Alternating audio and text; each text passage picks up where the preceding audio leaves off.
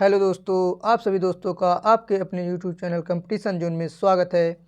अभी तक जिन दोस्तों ने चैनल को सब्सक्राइब नहीं किया तो चैनल को सब्सक्राइब करें, वीडियो को लाइक करें और ये वीडियो अपने दोस्तों तक ज़रूर शेयर करें और वीडियो को शुरू से आखिर तक ज़रूर देखें। तो आज हम लोग, जैसा कि हम लोग पहले पढ़ चुके हैं, हमारी सीरीज चल रही है संविधान से रिलेटेड कुछ महत्वपूर्ण प्रश्न उत्तर। तो उसके 6 पार्ट पहले आ चुके हैं। यह अपने सीरीज का 7वां सेशन होगा। तो जिन लोगों ने अभी तक वो 6 वीडियोज़ नहीं देखे हैं तो प्ले लिस्ट में जा कर के वो 6 वीडियो ज़रूर देखें, जो आपको आपके कंपटीशन में बहुत ही सहायक सिद्ध होंगे। तो आइए हम लोग देरी न करते हुए अपने सेशन को आगे बढ़ाते हैं और आज का पहला क्वेश्चन देखते हैं। तो आज का पहला क्वेश्चन ये रहा।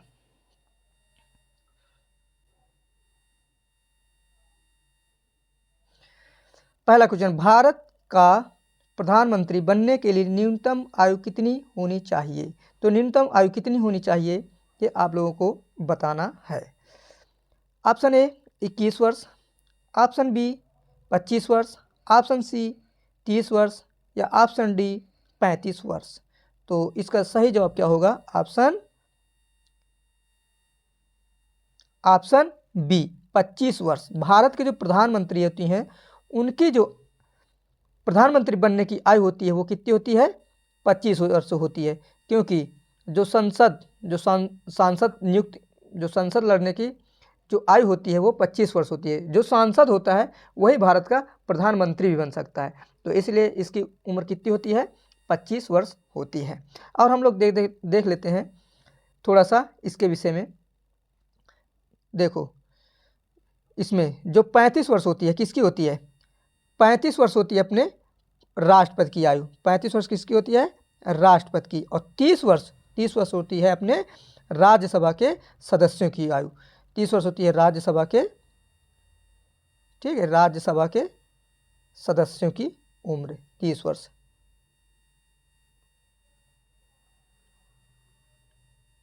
ठीक है, 30 वर्ष। अब थोड़ा सा हम लोग इसका एक्सप्लेनेशन देख लेते हैं प्रधानमंत्री के विषय में।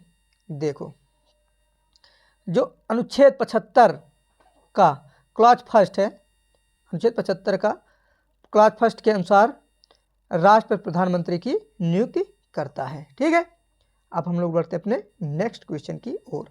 दूसरा क्वेश्चन ये रहा। दूसरा क्वेश्चन कह रहा है, जो व्यक्ति संसद का सदस्य नहीं है केंद्रीय मंत्री रह सकता है, तो वह कितने दिन तक केंद्रीय मंत्री रह सकता है? ऑप्शन ए 1 वर्ष, ऑप्शन बी 6 माह, ऑप्शन सी 3 माह, ऑप्शन डी 1 माह। तो इसका सही जवाब क्या होगा? ऑप्शन बी 6 माह। कितने माह तक रह सकता है? बिना कोई सदस्य हुए संसद का वो 6 माह तक मंत्री बना रह सकता है। ठीक है, अब हम लोग इसका थोड़ा सा एक्सप्लेनेशन भी थोड़ा देख लेते हैं। नीचे देखो, या तो वह निर्वाचित होकर आए, ठीक है, 6 माह के अंदर, अथवा उसे 6 माह के बाद त्यागपत्र देना पड़ जाएगा। ठीक है, वो कहीं से भी, चाहे राज्यसभा से आए निर्वाचित होकर के, या तो लोकसभा से निर्वाचित होकर आए, 6 महीने के अंदर उसको वो नियुक्त होकर के आना ही पड़ेगा। देखो अब क्या है, ये जो है अनुच्छेद 75 के क्लॉज 5 में यह वर्णित है। ठीक है, अब हम लोग पढ़ते हैं अपने नेक्स्ट क्वेश्चन की ओर। नेक्स्ट क्वेश्चन क्या कह रहा है? मंत्रिपरिषद सामूहिक रूप से उत्तरदायी होती है।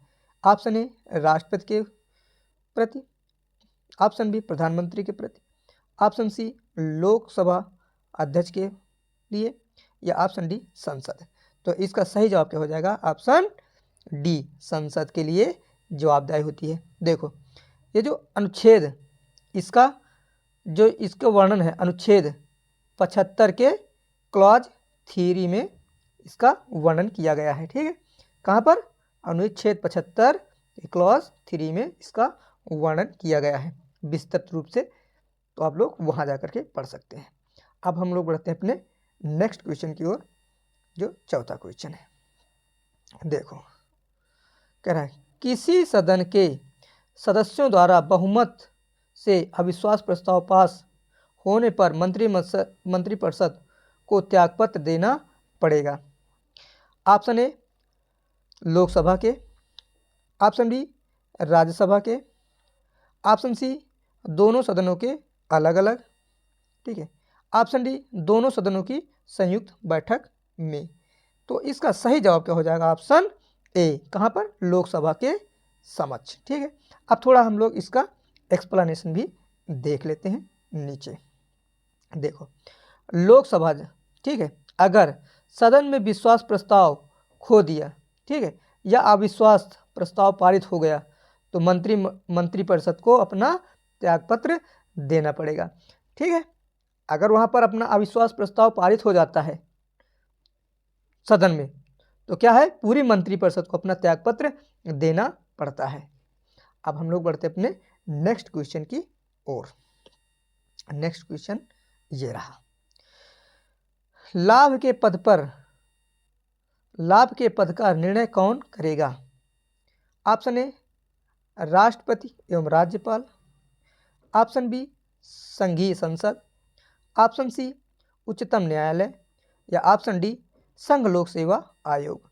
तो इसका सही जवाब होगा ऑप्शन बी। क्या होगा इसका सही जवाब? ऑप्शन बी, संघीय संसद। ठीक है, इसके विषय में हम लोग थोड़ा सा एक्सप्लेनेशन भी देख लेते हैं। देखो,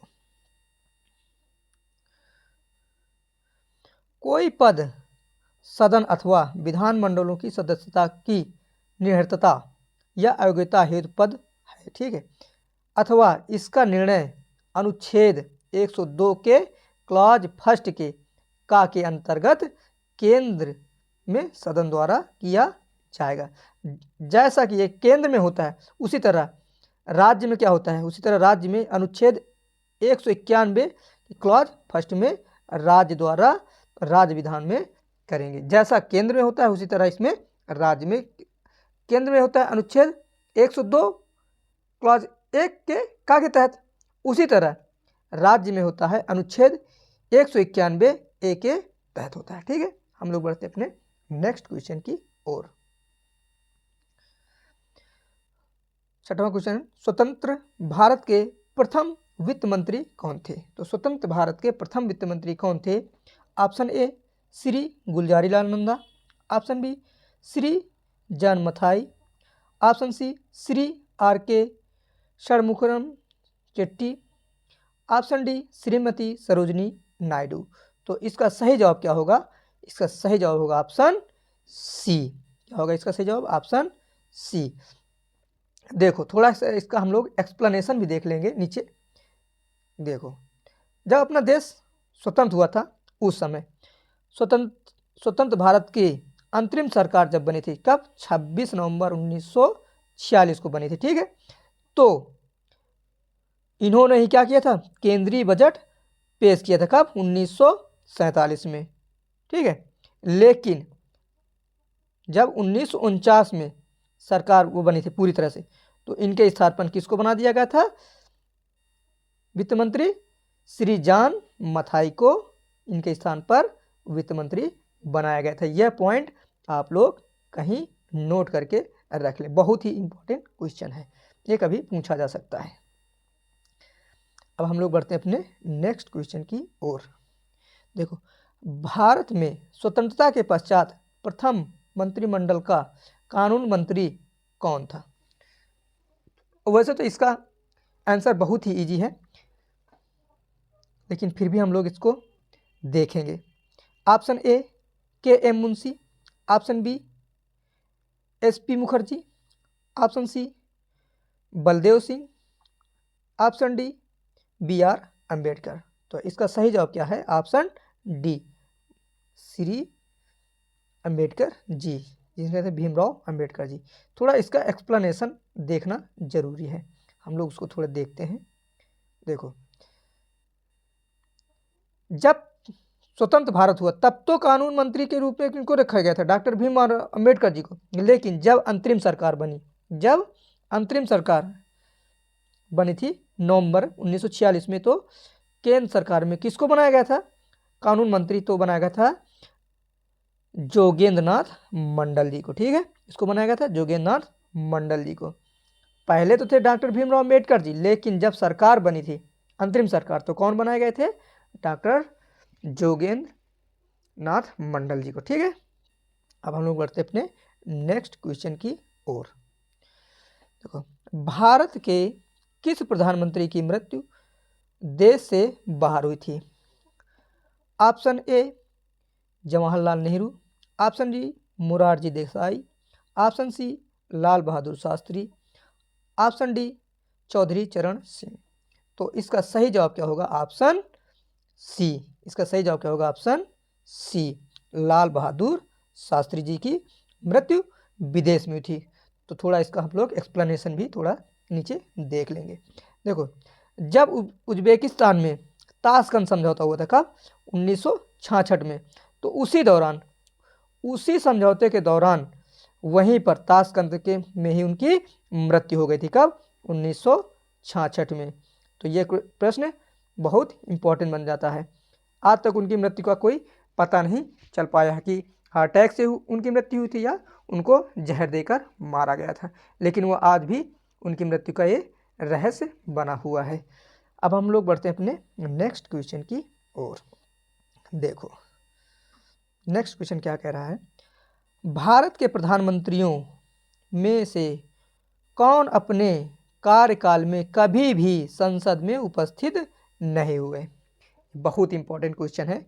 एक ही ऐसे प्रधानमंत्री हुए हैं जो कभी भी संसद की कार्यकाल या बैठक में कभी भी एक भी बार पार्टिसिपेट नहीं किए हैं।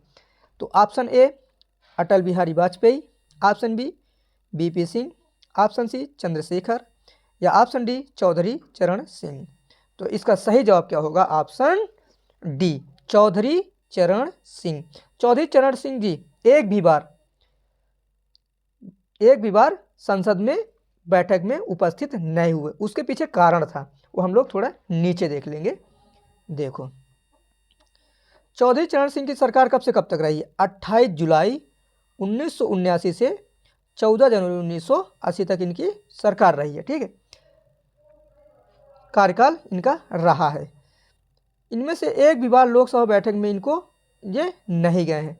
उसके पीछे कारण था, जब जितने दिन का कार्यकाल रहा उस बीच में एक भी बैठक नहीं हुई थी, एक भी कार्यकाल में बैठक नहीं हुई थी, इसीलिए उनको वो संसद में एक भी बार लोकसभा बैठक में नहीं गए थे।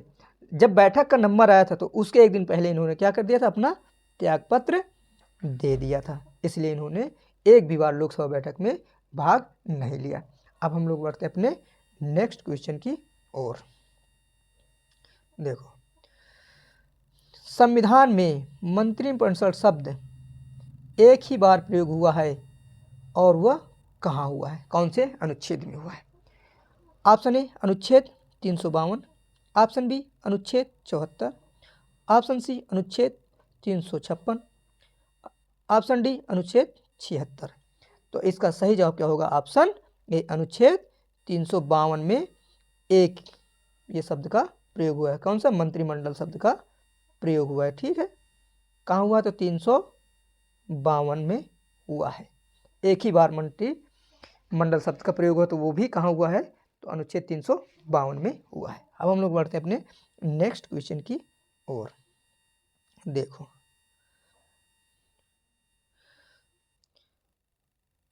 उदारीकरण, निजीकरण और भूमंडलीकरण की नई आर्थिक नीति घोषित की गई थी। तो कौन से प्रधानमंत्री के द्वारा यह नीति घोषित की गई थी? ऑप्शन ए राजीव गांधी द्वारा, ऑप्शन बी विश्वनाथ प्रताप सिंह द्वारा, ऑप्शन सी नरसिम्हा राव द्वारा, या ऑप्शन डी अटल बिहारी वाजपेयी द्वारा। तो इसका सही जवाब क्या होगा? ऑप्शन सी, नरसिम्हा राव द्वारा। किसके द्वारा? नरसिम्हा राव के द्वारा ये किया गया था। ठीक है, अब थोड़ा हमको इसके विषय में थोड़ा जानकारी लेनी है जो नीचे है। देखो, जब नरसिम्हा राव थे प्रधानमंत्री उस समय भारत में क्या होता, 1991 में बहुत ही गरीबी आ गई थी हमारे देश में। ठीक है, जब प्रधानमंत्री था हमारे देश में सिर्फ 15 दिन के लिए खाने के लिए खाना बचा था। तो हमारे देश में बहुत बुरी तरह से हम लोग आर्थिक स्थिति से एकदम से डोल चुके थे। तो हम लोग कहाँ गए थे? World bank. कहाँ गए थे? विश्व बैंक गए लोन लेने, लेकिन वर्ल्ड बैंक ने हमको लोन देने से साफ साफ मना कर दिया। ठीक, उन्होंने कहा कि आप अपनी नीतियों में कुछ लचीलापन लाइए, जिससे कि आपके देश में कुछ विदेशी कंपनियां आए, उसमें से आपके देश में इन्वेस्ट करें, जिससे आपके देश में कुछ प्रोग्रेस होगी। तो अब फिर आगे चल के यहीं पर इसी में अपने उस समय के वित्त मंत्री कौन थे? तो डॉक्टर मनमोहन सिंह जी थे। कौन थे वित्त मंत्री? डॉक्टर मनमोहन सिंह जी थे। इसी के लिए उनको इस क्षेत्र में बहुत ही योगदानी पुरुष माना जाता है। अब हम लोग बढ़ते हैं अपने नेक्स्ट क्वेश्चन की ओर। देखो नेक्स्ट क्वेश्चन ये रहा, निम्न कथनों पर विचार करिए और दिए गए कूटों को कि सही से उत्तर का चयन कीजिए। देखो आप कथन ए, ठीक है, किसी व्यक्ति को उप प्रधानमंत्री कहना केवल राजनीतिक निर्णय है। कारण आर कह रहा है वह उसे प्रधानमंत्री का कोई अधिकार प्रदान नहीं करता है। अब देखो इसमें थोड़ा सा देखते हैं। देखो ऑप्शन ए कह रहा है ए तथा आर दोनों सही हैं, परंतु तथा आर ए की सही व्याख्या करता है। ऑप्शन ए सही है। ऑप्शन बी क्या कह रहा है ए तथा आर दोनों सही हैं तथा आर ए की सही व्याख्या नहीं कर रहा है। ठीक है। ऑप्शन सी ए सही है परंतु आर गलत है। ऑप्शन डी ए गलत है किंतु आर सही है। ठीक है, तो इसका सही जवाब क्या होगा? इसका सही जवाब होगा ऑप्शन बी। क्या होगा इसका सही जवाब? Option B. देखो ए तथा आर दोनों सही है तथा आर ए की सही व्याख्या नहीं कर रहा है। देखो अपना जो संविधान बना उसमें कहीं उप प्रधानमंत्री का कोई पद वर्णित नहीं है, इसलिए यह क्या है? उप प्रधानमंत्री सिर्फ ये क्या है? राजनीतिक निर्णय है। तो पहला सही है। दूसरा कह रहे हैं वह उसे प्रधानमंत्री का कोई अधिकार प्रदान नहीं करता है। तो देखो यह भी सही है, इसको प्रधानमंत्री का कोई अधिकार प्राप्त कहाँ है? तो ये दोनों सही हैं, लेकिन आर जो है एक ही सही व्याख्या नहीं कर रहा है। तो ऑप्शन इसका क्या सही हो जाएगा? Option B. यह क्वेश्चन बहुत इंपॉर्टेंट है आप लोगों को परीक्षा की दृष्टि से देखते हुए। हम लोग बढ़ते हैं अपने नेक्स्ट क्वेश्चन की ओर। नेक्स्ट क्वेश्चन ये रहा, निम्नलिखित में से कौन सा आधिकारिक दस्तावेज भारत से संबंधित है? देखो ऑप्शन ए हरित पत्र, ऑप्शन बी श्वेत पत्र, ऑप्शन सी पीत पुस्तिका, ऑप्शन डी नीली पुस्तिका। तो इसका सही जवाब क्या होगा? ऑप्शन बी श्वेत पत्र। क्या होगा इसका सही जवाब? ऑप्शन बी श्वेत पत्र। तो अब हम लोग देखते थे श्वेत पत्र क्या होता है। श्वेत पत्र हम लोग थोड़ा सा देख लेते हैं। देखो कह रहा है श्वेत पत्र भारत सरकार के किसी मंत्रालय द्वारा किसी विषय पर विस्तृत एवं आधिकारिक विवरण क्या कहलाता है? श्वेत पत्र के रूप में जारी किया जाता है, यही श्वेत पत्र कहलाता है। ठीक है, तो आप श्वेत पत्र की आपको डेफिनेशन भी आज से पता चल गई होगी। अब हम लोग बढ़ते हैं अपने नेक्स्ट क्वेश्चन की ओर। जय जवान जय किसान का नारा किसने दिया था? तो किसने दिया था? Option A Jawaharlal Nehru, option B Lal Bahadur Shastri, option C Chaudhary Charan Singh या ऑप्शन डी इंदिरा गांधी। तो इसका सही जवाब क्या हो जाएगा? Option B Lal Bahadur Shastri. कब दिए थे? जब 1964 से 1966 के बीच भारत और पाकिस्तान के बीच क्या हो गया था? युद्ध हुआ था। तो उसी युद्ध के दौरान इन्होंने कौन सा नारा दिया था? जय जवान जय किसान का नारा दिया था। कब? 1964 से 1966 के दौरान। अब हम लोग बढ़ते हैं अपने नेक्स्ट क्वेश्चन की ओर।